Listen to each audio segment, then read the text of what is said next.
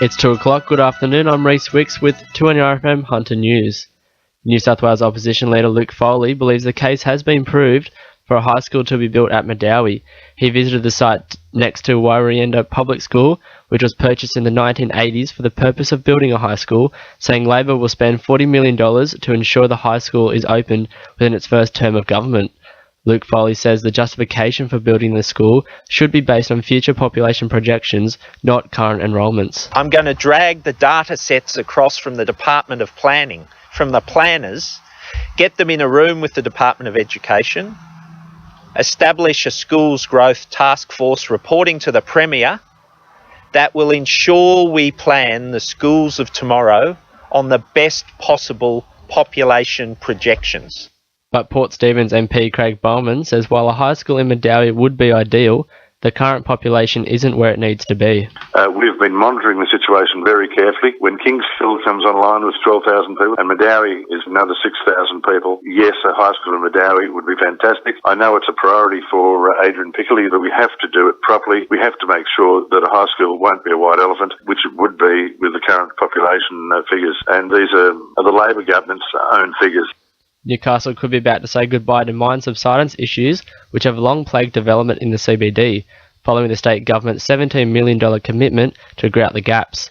It'll involve filling old mine workings with concrete slurry to even the surface, allowing new office spaces in the city, with the funding to be put towards covering unexpected development costs. Regional Director of the Australian Property Council, Andrew Fletcher, says it's a critical procedure. Beneath the surface of the city there is this made of tunnels and shafts that date back to the convict era when coal was being pulled out with donkeys and picks and shovels. So what you need to do before you build anything of scale on the surface is fill up all those voids. And really grouting is what you could call essential infrastructure without that essential infrastructure below the ground. Police are appealing for information after a girl was followed by a man driving a gold four-wheel drive in Jesmond yesterday. The 16-year-old was approached around 5 p.m. outside a college when the man, described as being in his mid-30s with brown hair, offered to give her a lift. They're calling on parents to teach their children the safe people, safe places message, including knowing where your child is at all times and identifying safe places such as police stations or libraries. Industries across the Hunter will soon be privy to the latest in clean-up science, with a leading contamination and remediation research organisation operating out of the University of Newcastle. The centre's expansion is expected to allow it to tackle pollution problems from some of Australia's most important energy, manufacturing and processing industries. Managing Director of the Cooperative Research Centre for Contamination Assessment and Remediation of the Environment, Ravi Naidu, says Newcastle could potentially have a number of contaminated sites. Newcastle has its fair share of contaminated sites because you had mining operations there and there are many industries as well, particularly operating at a time when we did not have appropriate environmental legislation. Dudley residents are voicing their disapproval towards Optus following a recent failure to alert customers of a planned phone reception outage.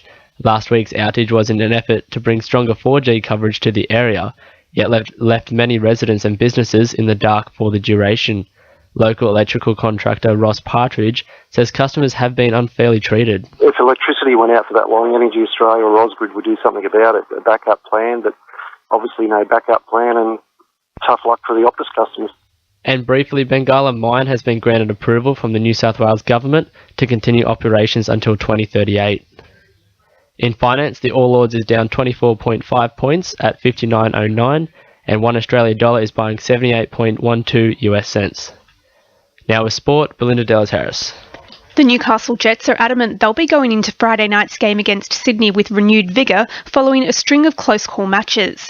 Defender Ben Kantarovski will return to the starting lineup alongside midfielder Andrew Hull as the squad pushes for just its second win of the season. But Ben Kantarovski says he's back on full throttle. It was good to freshen up and give the legs a little bit of a rest, but that's all I needed was a couple of days off, and I think that's helped me a lot coming back now. I just feel a lot fresher and the body feels real good. The Knights have settled on an 18-man squad ahead of Saturday's season opener against the Warriors. Skipper Kurt Gidley returns at fullback with James McManus and Aku Uwate on the wing. Meanwhile, Joey Leilua will finally be given a chance at centre alongside Dane Gagai. And Maryland's Aaron Royal is hoping to open his season on the right note as he kickstarts his fight for Rio at Saturday's International Triathlon Union World Series race in Abu Dhabi. That's sport. I'm Belinda Dallas-Harris. 2 on your RFM News Time is 2:05.